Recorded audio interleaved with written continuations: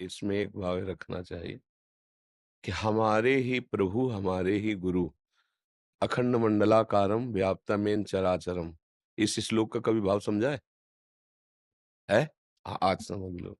ये जितना जड़ चैतन्य जगत है, इसमें सब एक ही तत्व विराजमान, चाहे उसे गुरु कहो, चाहे उसे परमात्मा कहो। अगर हम शरीर को गुरु मानते हैं तो अज्ञान की बात है, और तत्व को गुरु मानते हैं तो सर्वत्र है। कहीं कोई ऐसी जगह नहीं जहाँ गुरु ना हो। मानो किसी संत की बात हमें अच्छी लगी और आकर्षण हुआ, तो मन से प्रणाम करो कि हे गुरुदेव, आप इस रूप में आकर मुझे समझा रहे हो, मैं पहचान गया प्रभु आप ही हो, दूसरा कोई नहीं। खत्म खेल। जितने भी रास्ते बने हैं, वो सब एक ही रस के अवगाहन के लिए बने हैं। जैसे वृंदावन में पचीसों घाट है यमुना जी के, पचीसों मार्ग हैं, पर जब नहाएँगे तो यमुना जी तो होंगे ना।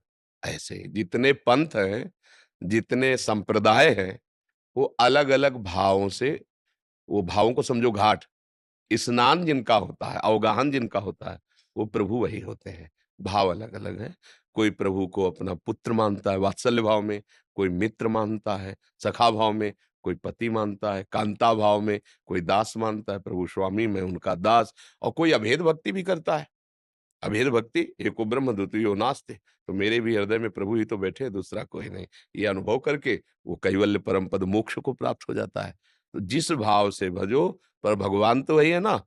ऐसे ही जितने संत हैं, जहां आपको गुरुवाणी मिले, उनके वचन लगे कि हाँ सत्य है, बस अपने गुरु को पहचान के अपने गुरु की भावना से प्रणाम करे, तो दूसरा कोई है नहीं। बढ़िया बात बन गई। समझ में आया आपको?